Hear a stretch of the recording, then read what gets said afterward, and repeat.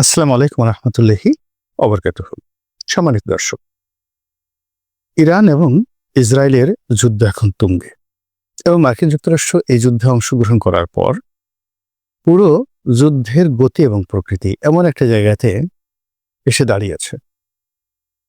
সেক্ষেত্রে ইরান ছিন্ন বিচ্ছিন্ন হয়ে যাবে। ইরানের বর্তমান রেজিম তারা পরাজিত হবে। আবার সেই 50-এর দশকে যেভাবে আমেরিকা তাদের একটা পুতুল সরকার সেখানে তারা প্রতিষ্ঠা করেছিল রেজা শাহ পাহলভীর নেতৃত্বে, ওইরকম রেজা শাহ পাহলভী তার যে ছেলে অথবা তার বংশধরের মাধ্যমে নতুন আরেকটা ডাইনেস্টি তৈরি হবে, জাস্ট লাইক সৌদি আরবিয়ার মতন, দ্য কিংডম। এবং যদি আমেরিকা সেটা ব্যর্থ হয় করতে এবং যদি ইরানের পক্ষে বিশ্বের অন্য পরাশক্তিগুলো এবং মিত্র শক্তিগুলো দাঁড়ায়, তাহলে আলটিমেটলি একটা বিশ্বযুদ্ধ শুরু হয়ে যাবে। এবং বিশ্বযুদ্ধ যখন শুরু হবে সেই সময় ইরানের এই যুদ্ধের ফলে যেটা আটলান্টিকের অপর পারে যারা কিনা এখনো পর্যন্ত বড় কোনো যুদ্ধ বিগ্রহ এবং যাকে বলা কোনো মহাযুদ্ধ দ্বারা আক্রান্ত হয়নি, সেটা ল্যাটিন আমেরিকা বলেন কিংবা উত্তর আমেরিকা বলেন, অর্থাৎ এবং ক্যারিবীয় দ্বীপপুঞ্জের রাষ্ট্রগুলো বলেন, তারা এই প্রথমবারের মতো ইতিহাসে আমেরিকার কারণে তছনছ হতে যাবে। কিউবাও বাদ পড়বে না। Mexico, Cuba, Argentina, Uruguay, Paraguay, Chile, তারপর আমেরিকা, কানাডা, এমনকি অস্ট্রেলিয়া, কেউ বাদ পড়বে না যদি অন্যান্য পরাশক্তিগুলো এখানে অংশগ্রহণ করে। দ্বিতীয় বিশ্বযুদ্ধ এবং প্রথম মহাযুদ্ধ এটা মূলত এশিয়া এবং মধ্যপ্রাচ্যের মধ্যে সীমাবদ্ধ ছিল, কিন্তু এবার এমন একটা জায়গাতে চলে এসেছে যে পুরো মধ্যপ্রাচ্য, মধ্য এশিয়া, তার সকল দেশের মানচিত্র তছনছ হয়ে যাবে। সৌদি আরবিয়া থেকে শুরু করে সবাই, মধ্যপ্রাচ্যের সঙ্গে সঙ্গে মধ্য এশিয়া মানে রাশিয়া থেকে শুরু করে অন্যান্য ইউক্রেন এবং অন্যান্য যে সকল স্বাধীন রাষ্ট্র রয়েছে, মুসলিম রাষ্ট্র রয়েছে, যেগুলোকে আমরা সিআইএস কান্ট্রি বলি, সব তছনছ হয়ে যাবে যদি ইরান পরাজিত হয়। এবং একই সঙ্গে চীনটাও খণ্ড বিখণ্ড হয়ে যাবে, কোনো সন্দেহ নেই। আবার যদি এই যে যারা খণ্ড বিখণ্ড হয়ে যাবে তারা যদি ঐক্যবদ্ধ হয়ে ইউরোপ এবং আমেরিকার সম্মিলিত শক্তির বিরুদ্ধে তারা সবাই নেমে পড়ে, সেটা পরমাণু যুদ্ধ হতে পারে বা অপরমাণু যুদ্ধ হতে পারে। পরমাণু যুদ্ধ হলে পৃথিবী শেষ, আর যদি অপরমাণু যুদ্ধ হয় সেক্ষেত্রেও যে সভ্যতা লীলাভূমি ইউরোপে গড়ে তোলা হয়েছে দ্বিতীয় বিশ্বযুদ্ধের পর থেকে আজ অবধি, আমেরিকাতে গড়ে তোলা হয়েছে, অস্ট্রেলিয়া, কানাডাতে গড়ে তোলা হয়েছে, এবং তাদের যে সকল মিত্র রয়েছে অন্যান্য এলাকাতে ইনক্লুডিং জাপান, তছনছ হয়ে যাবে, উত্তর কোরিয়া, দক্ষিণ কোরিয়া সহ। মানে এই ঘটনা শুরু হওয়ার পর দেখবেন যে 24 ঘন্টার মধ্যে উত্তর কোরিয়া দক্ষিণ কোরিয়া দখল করে ফেলেছে, এতে কোনো সন্দেহ নেই। এমনকি উত্তর কোরিয়া এবং চীন তারা জাপান দখল করে ফেলবে, তাইওয়ানের অস্তিত্ব থাকবে না, তাইওয়ান সঙ্গে সঙ্গে ফরমোজা তারা দখল করে ফেলবে। এই যে একটা ক্রান্তিকাল যাচ্ছে, মানে এর মাঝামাঝি কোনো কিছু নেই, এক্সট্রিম পর্যায়ে চলে গেছে আমেরিকার এই আক্রমণের পরে। তো এটা নিয়ে আমেরিকার যারা লোকজন বা ইউরোপের যারা লোকজন চিন্তা জগতে তারা কি ভাবছেন, এই বিষয়গুলো আমি ইন্টারনেটে ঘাটাঘাটি করার চেষ্টা করি। তো সেখানে দেখলাম বার্নি স্যান্ডার্সের মতো বিখ্যাত যারা সেনেটর রয়েছেন, থিঙ্ক ট্যাঙ্ক রয়েছেন, তারা যেভাবে যুদ্ধের বিপক্ষে কথা বলছেন, ইংল্যান্ড বলছে, স্বয়ং ইংল্যান্ডের প্রধানমন্ত্রী স্যার কিয়ার স্টারমার তিনি আমেরিকাকে সতর্ক করেছেন এই যুদ্ধে না জড়ানোর জন্য, কিন্তু আমেরিকা ইংল্যান্ডকে যাকে বলা হয় বুড়ো আঙ্গুল দেখে যুদ্ধে জয়লাভ করে ফেলে, মানে যুদ্ধে অংশগ্রহণ করে ফেলেছে। তো যেখানে ফ্রান্স, জার্মানি, তারপরে ইংল্যান্ড এবং ইউরোপের অন্যান্য দেশগুলো আজকে দীর্ঘদিন ধরে ন্যাটোর সৈন্যবাহিনী ইউক্রেনে পাঠানোর জন্য তারা যেখানে আমেরিকাকে পুশ করছে এবং তার বিপরীতে আমেরিকা বলছে আমি ন্যাটোর সঙ্গেই থাকবো না।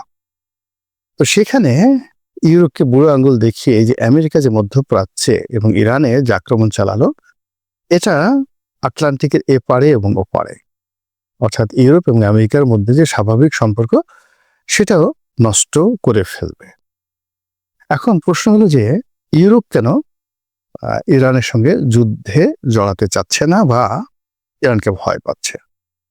তো এটা নিয়ে সবাই কথাবার্তা বলছে, সবার ভিডিও আমি শুনছি। তার মধ্যে আপনারা একজন বিখ্যাত মার্কিন অভিনেতা মিস্টার মর্গান।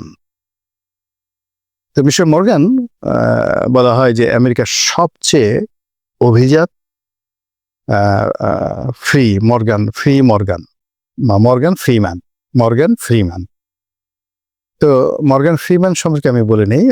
সেটা হলো আমেরিকার সবচেয়ে অভিজাত, সবচেয়ে যাকে বলা হয় কস্টলি, মানে এক একটা সিনেমা করে যে টাকা নেয় পৃথিবীতে তার চেয়ে বেশি অর্থ উপার্জনকারী কোনো যাকে বলা হয় অভিনেতা নেই, এবং তিনি খুব অল্প সিনেমাতে অভিনয় করেছেন।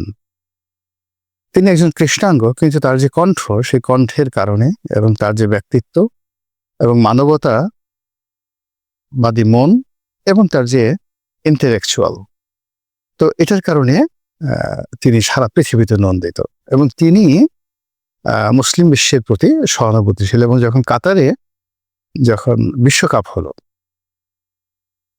মানে সেই বিশ্বকাপ হলো, এবং সেখানে কাতারের একটা যাকে বলা হয় পঙ্গু শারীরিক প্রতিবন্ধী এক কোরআনে হাফেজ, তার সঙ্গে ওই যে কালো মানুষটি মর্গান ফ্রিম্যান, যিনি মঞ্চে উঠেছিলেন এবং কথা বলেছিলেন, সেই ফ্রিম্যান তিনি এই যুদ্ধ নিয়ে তার যে চিন্তা চেতনা, মানে এখানে আসলে মূলত তার কণ্ঠটাকে এআই এর মাধ্যমে ব্যবহার করা হয়েছে, তিনি বলেননি, কিন্তু তার যে চিন্তা, মানে ওখানে যারা এই ভিডিওটি তৈরি করেছেন তারা হলো যে ইন্সপায়ার্ড বাই দ্য মানে মর্গান ফ্রিম্যান। তো আমি সেটা মনোযোগ সহকারে শুনলাম, এবং সেখানে তিনি যে জিনিসটা বলার চেষ্টা করছেন যে আমেরিকা এবং ইরান কেন, মানে আমেরিকা এবং ইউরোপ কেন ইরানকে ভয় পাবে বা ভয় পাওয়া উচিত, এরকম একটা কথা। আমেরিকার সঙ্গে আসলে ইরানের কখনো এরকম যুদ্ধ হয়নি।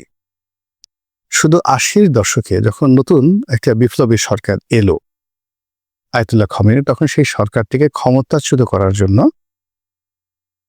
আমেরিকার সর্বশক্তি নিয়োগ করেছে। তখন মোসাদকে দিয়ে, ইসরায়েলকে দিয়ে, ইরানকে দিয়ে, ইরাককে দিয়ে, অন্যান্য আরব রাষ্ট্রকে দিয়ে, এমনকি সৌদি আরবকে দিয়ে, এবং সরাসরি তারা তাদের নিজস্ব যে রিসোর্স রয়েছে, সর্বশক্তি তারা ব্যবহার করেছিল, সিআইএ, পেন্টাগন। কিন্তু ওই সময়টাতে, বিপ্লবের ওই সময়টাতে 82-83 সনে ইরানের যে দৃঢ়তা ছিল, সেই দৃঢ়তার কারণে তারা পারেনি, উল্টো তিনটি ঘটনা তারা ঘটিয়েছে ইরান। অর্থাৎ তারা সেই যে আমেরিকান যে বেসগুলো আছে সেখানে আক্রমণ চালিয়েছে, এবং বহু সংখ্যক আমেরিকান সৈন্যকে তারা গ্রেপ্তার করেছে, এবং ইরানে যে মার্কিন দূতাবাস ছিল সেই দূতাবাসকে তারা দখল করে প্রায় 77 মার্কিন নাগরিককে তারা জিম্মি করে ফেলেছিল। এবং এটা করা হয়েছিল সেই যে ইরানের যে তখন ছাত্র যারা নেতা ছিলেন তাদের মাধ্যমে। ইরানের কাছে নাকে খত দিয়ে আত্মসমর্পণ করে, তাদেরকে টাকা দিয়ে, পয়সা দিয়ে, তাদের সঙ্গে চুক্তি করে, তারপর যাকে বলা হয় আমেরিকাকে ইরানের সঙ্গে তখন ওই মুহূর্তে দফারফা করতে হয়েছিল। এইভাবে বহুবার, মানে ইরানের সঙ্গে সরাসরি যুদ্ধ আমেরিকা করেনি, কিন্তু তালেবানদের বিষয় নিয়ে যখন তারা খুবই বিপর্যস্ত অবস্থার মধ্যে পড়েছিল, এবং যখন কান্দাহার তালেবানরা দখল করে নিল, ঠিক সেই সময়টাতে সেখানে পুরো আমেরিকার সৈন্যদেরকে রক্ষা করার জন্য তারা ইরানের দ্বারস্থ হয়েছিল, এবং ইরানকে রাজি করিয়ে তারা সেই কান্দাহার থেকে সেই আমেরিকার সৈন্যদেরকে উদ্ধার করেছিল। এবং সর্বশেষ যে আফগানিস্তান থেকে তারা যেভাবে প্রস্থান করেছে এবং কাতারে যে বৈঠক করেছে এবং সেখানেও কিন্তু তারা ইরানের সহযোগিতা নিয়েছে আমেরিকা।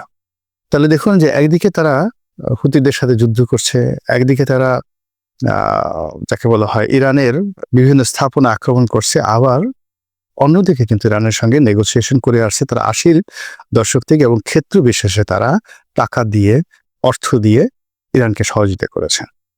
এবং অবাক করার ব্যাপার হলো যে ইরান এবং ইরাক যখন যুদ্ধ হয়েছিল সেখানে আমেরিকা যেমন সরাসরি সাদ্দাম হোসেনকে সাহায্য করেছে, সহযোগিতা করেছে, আর ইসরায়েলের মাধ্যমে ইরানকে যত অত্যাধুনিক অস্ত্র রয়েছে সেই অস্ত্রগুলো ইসরায়েলের মাধ্যমে ইরানকে দিয়েছে। অর্থাৎ ইরাক ইরান যে যুদ্ধ, সেই যুদ্ধের সময় ইসরায়েলের যে সাপ্লাই চেইন, তো এটাকে ওই পেস্তা বাদাম ডিপ্লোম্যাসি বলে।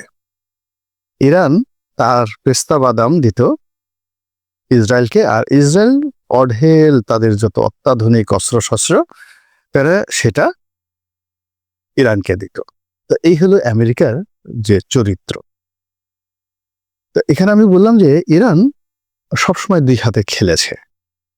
এমনকি সেই যে যখন রেজা শাহ পাহলভীর শাসন ছিল ওই সময়টাতে ইরানি মিলিটারি, ইরানি জনগণ, ইরানি ডিপ্লোম্যাটরা আমেরিকার সাথে খেলেছে। তারা তেল কোম্পানিকে জাতীয়করণ করেছে, মোসাদ্দেককে প্রধানমন্ত্রী বানিয়েছে, শাহকে দেশ থেকে তাড়িয়ে দিয়েছে, আবার শাহকে এনেছে মোসাদ্দেক ক্ষমতা চলে যাওয়ার পর। অর্থাৎ সেই যে মানে প্রথম মহাযুদ্ধের পর থেকে এখন পর্যন্ত আমেরিকা এবং ইরান সেখানে একই সঙ্গে তারা ডিপ্লোম্যাসি করেছে, একই সঙ্গে যুদ্ধ করেছে, আলোচনার টেবিলে বসেছে এবং প্রায় সব ক্ষেত্রে প্রথম মহাযুদ্ধ থেকে আজ পর্যন্ত একটা সিঙ্গেল জায়গাতে আপনারা দেখাতে পারবেন না যে আমেরিকা বিজয়ী হয়েছে। তারা ওখানে বিনিয়োগ করেছে এবং ওখানে পরাজিত হয়েছে। এবং আপনি চিন্তা করুন যে প্রায় 30-35 বছর যে রেজা শাহ পাহলভী ইরানকে শাসন করেছে, আমেরিকার যাকে বলে সৌদি আরব যেভাবে করছে ঠিক এইভাবে। এবং যখন রেজা শাহ পাহলভী পালিয়ে আসলেন তখন ইরানের হুমকিতে তাকে কিন্তু জায়গা দেওয়া হয়নি। অর্থাৎ জেনারেল ফোর্ডের যে সরকার তাকে সেখানে জায়গা দেয়নি। ইউরোপও ইতালিও তাকে জায়গা দেয়নি। পরবর্তীতে তিনি তার আত্মীয় সেই মিশরে আছে, ওই পরিবারে তিনি বিয়ে করেছিলেন, সেখানে মিশরে এসে সেখানে শেষ শ্বাস ত্যাগ করেন। এই হলো আমেরিকা। আমেরিকা ইরানের সাথে বারবার লড়াই করার চেষ্টা করেছে, ইরানকে ক্ষতিগ্রস্ত করেছে অর্থনৈতিকভাবে, সামরিকভাবে, ইরানের বহু মানুষকে মেরেছে। কিন্তু কূটনীতিতে সেই প্রথম মহাযুদ্ধ থেকে একেবারে আজকের দিন পর্যন্ত সবসময় কিন্তু অর্থনৈতিকভাবে, সামরিকভাবে আমেরিকা বারবার ইরানের কাছে ধরা খেয়েছে। ইরানের অর্থনীতির তুলনায় আমেরিকার অর্থনীতি অনেক বড়, ইরানের সামরিক শক্তির চাইতে আমেরিকার সামরিক শক্তি অনেক বড়, যার জন্য এই যে ইরান দ্বারা আমেরিকা যে ক্ষতিগ্রস্ত হয়েছে এটা আমেরিকার জনগণ এখনো বুঝতে পারেনি। তো এই জিনিসটি সেই মর্গান ফ্রিম্যান তার কণ্ঠ ব্যবহার করে এরকম একটা ভিডিও তৈরি করা হয়েছে যে এই হলো প্রথম দর্শকের অবস্থা। কিন্তু ইউরোপের সঙ্গে যাকে বলা হয় তাদের যে সম্পর্ক, ইউরোপের সঙ্গে ইরানের যে যুদ্ধ, ইরানের যে সম্পর্ক, এটা হাজার হাজার বছরের। অর্থাৎ যখন সম্রাট জার্কশেস তিনি ভূমধ্য সাগর পাড়ি দিয়ে দুটো অংশ অর্থাৎ নেভাল ফোর্স ব্যবহার করে ভূমধ্য সাগর পাড়ি দিয়ে তিনি যখন গ্রীসে আসলেন, আর স্থলপথ দিয়ে তিনি সৈন্য সমাবেশ করে অর্থাৎ নৌপথে এবং স্থলপথে প্রায় 1 কোটি সৈন্য নিয়ে ইউরোপ আক্রমণ করলেন। এবং মানব জাতির ইতিহাসে 1 কোটি সৈন্য নিয়ে, যার মধ্যে 53 লাখ, হিরোডোটাসের বইতে পড়ে দেখেন, 53 লাখেরও সরাসরি সেখানে সৈন্য, ক্যাভারি আছে, ঘোড় সওয়ার আছে, তার সঙ্গে সঙ্গে পদাধিক আছে। তো এইরকম 53 লাখ সৈন্য এবং অন্যান্য যারা লোকজন আছেন এই সৈন্যদেরকে সাহায্য করার জন্য, অর্থাৎ হাতিশালের হাতি রাখার মানে পালনকারী, ঘোড়া পালনকারী, তারপর শেষে যাকে বলা হয় পাচক, মানে এসব মিলে প্রায় 1.25 কোটি লোক নিয়ে তারা ইউরোপ আক্রমণ করেছিল, এই ইরান। এবং পুরো তারা যতদিন ছিল, কয়েক বছর তারা ছিলেন ইউরোপে, পুরো ইউরোপের ঘুম হারাম। ওই ইউরোপের ভয়ে যে পারস্য ভীতি এখন পর্যন্ত রয়ে গেছে।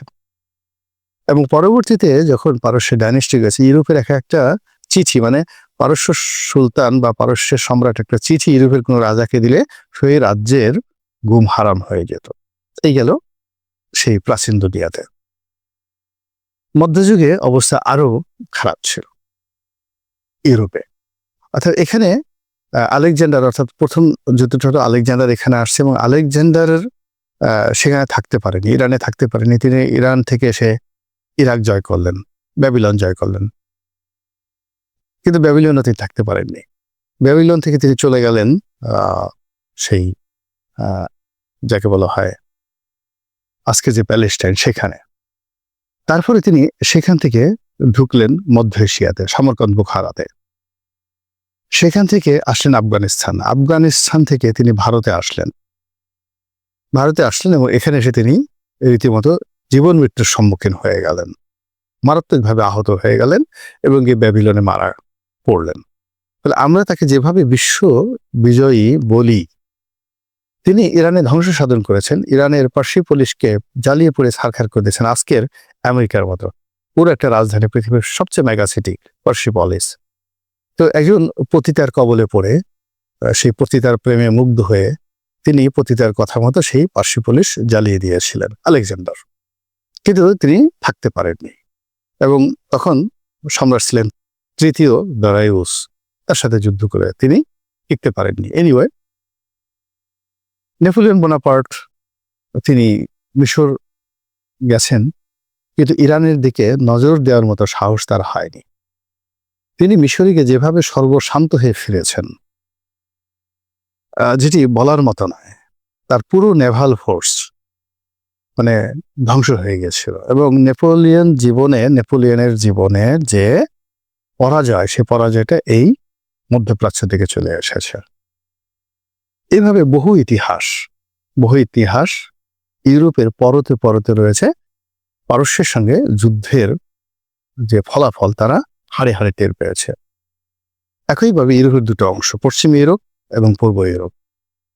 পূর্ব ইউরোপ সবসময় তারা অটোম্যানদের সময় যখন ছিলেন, তখন রাশিয়ার অধীন যখন ছিলেন, তখন সবসময় তারা ইরানকে মানে প্রভু মেনে তারা তাদের মন ও মস্তিষ্ক তৈরি করে ফেলেছে। ফলে এই যে এখন যে একটা যুদ্ধের দামামা বাজছে, তো এতদিন জর্ডানের সাথে যুদ্ধ করেছে ইসরায়েল, তারপরে মিশরের সাথে যুদ্ধ করেছে, সৌদি আরবের সঙ্গে যুদ্ধ করেছে,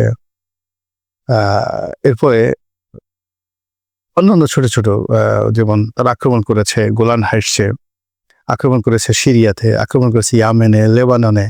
কিন্তু ইরানের মতো একটা রাষ্ট্রের সঙ্গে এই প্রথম যখন তারা সরাসরি যুদ্ধে চলে গেল ইসরায়েল, এটার যে পরিণতি ইতিহাসে যেভাবে লেখা আছে, সেখানে ইতিহাস বারবার ফিরে আসে।